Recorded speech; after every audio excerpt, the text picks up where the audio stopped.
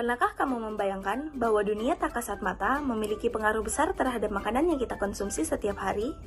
Bakteri, mereka mungkin kecil, tapi peran mereka dalam kehidupan sangat besar. Dari yang menyebabkan penyakit hingga yang menciptakan makanan lezat, bakteri ada di mana-mana.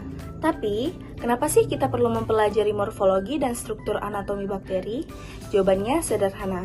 Karena dengan memahami struktur dan juga bentuk bakteri, kita dapat menciptakan inovasi dalam teknologi pangan. Dari proses fermentasi yang menciptakan yogurt dan juga keju, hingga teknologi pengawetan, semua ini berhubungan erat dengan pemahaman kita memahami suatu struktur bakteri. Jadi, mari kita pelajari lebih dalam tentang dunia bakteri, bagaimana mereka bekerja, apa yang membuat mereka begitu penting, dan bagaimana peran mereka dalam industri pangan yang kita nikmati setiap hari. Namun sebelum melanjut ke pembahasan materi, izinkan saya untuk memperkenalkan diri terlebih dahulu.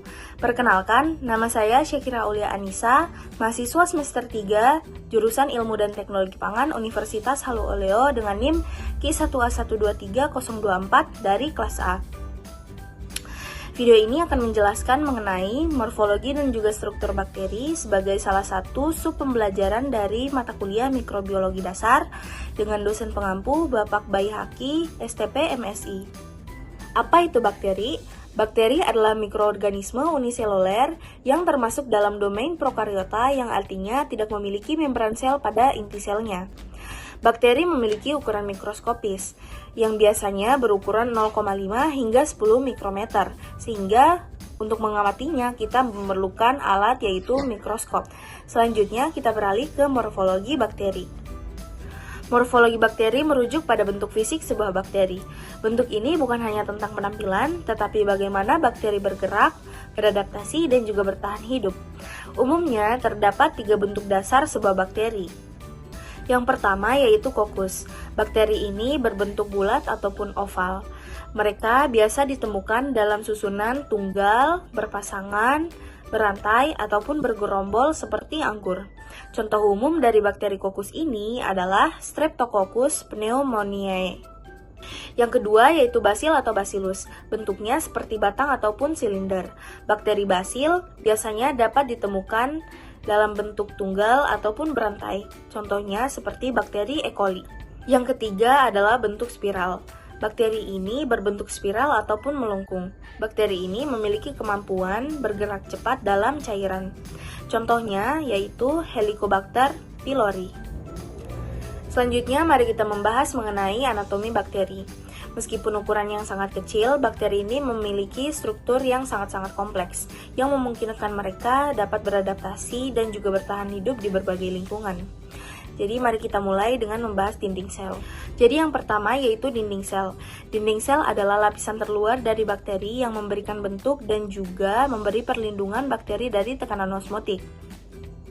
Dengan melihat lapisan dinding selnya, bakteri dapat dibedakan menjadi bakteri gram positif dan juga gram negatif. Pada bakteri gram positif, dinding sel tersusun dari lapisan tebal peptidoglikan. Sementara pada bakteri gram negatif, dinding selnya lebih tipis, namun dilapisi dengan membran luar tambahan yang mengandung lipopolisakarida. Yang kedua yaitu membran sel. Di bawah dinding sel terdapat membran plasma. Membran ini berfungsi sebagai penghalang selektif apa yang bisa masuk dan juga apa yang bisa keluar dari sebuah bakteri. Membran plasma ini juga penting dalam proses metabolisme, seperti respirasi seluler dan juga produksi energi melalui ATP. Selanjutnya, di dalam bakteri terdapat sitoplasma.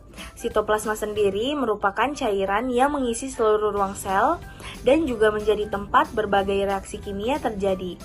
Nah, di dalam sitoplasma terdapat beberapa komponen, yaitu bahan organik, enzim, protein, dan juga ribosom. Ribosom ini sendiri adalah organel kecil yang bertanggung jawab untuk sintetis protein. Ribosom bakteri berbeda dengan ribosom sel eukariota lainnya dalam hal ukuran dan juga struktur, yang membuatnya menjadi target dalam terapi antibiotik. Seperti definisinya, bakteri tidak memiliki inti sel seperti sel eukariotik lainnya. Namun, bakteri memiliki nukleoid sebagai tempat DNA mereka berada. DNA ini berbentuk melingkar dan tidak dilindungi oleh membran inti. Selain itu, beberapa bakteri memiliki plasmid, yaitu potongan DNA bakteri kecil tambahan yang bisa mengandung gen-gen penting, seperti gen resistensi terhadap antibiotik. Plasmid ini dapat berpindah antar bakteri melalui proses yang disebut konjugasi.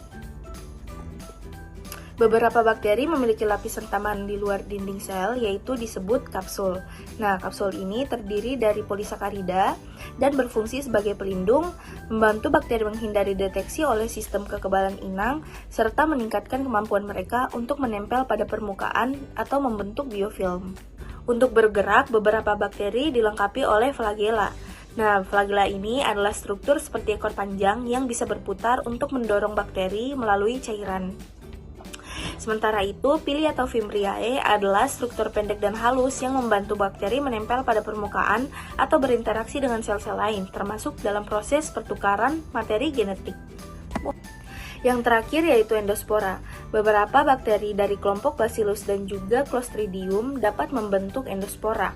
Endospora sendiri adalah struktur sangat tahan lama yang melindungi bakteri dalam kondisi ekstrim seperti suhu tinggi, kekeringan, dan juga bahan kimia beracun. Endospora dapat bertahan hingga kondisi kembali mendukung pertumbuhan, di mana mereka bangun dan berkembang kembali menjadi bakteri yang aktif kembali. Sebagai kesimpulan, pemahaman tentang morfologi dan anatomi bakteri memberikan wawasan kita tentang bagaimana mereka berfungsi dan juga beradaptasi di lingkungan yang beragam. Struktur dan komponen ini tidak hanya menentukan cara bakteri hidup, tetapi juga menentukan dan mempengaruhi bagaimana mereka berinteraksi dengan makhluk lain termasuk manusia. Dalam bidang teknologi pangan sendiri, sangat-sangat penting terutama dalam pengendalian dan juga pemanfaatan mikroba. Sekian yang dapat saya sampaikan, mohon maaf apabila terdapat kekurangan pada video ini, dan juga terima kasih telah menyimak video ini sampai akhir. Semoga informasi tentang morfologi dan juga anatomi bakteri dapat memperkaya pengetahuan kita mengenai dunia mikroorganisme. Wabillahi taufiq wal hidayah, wassalamualaikum warahmatullahi wabarakatuh.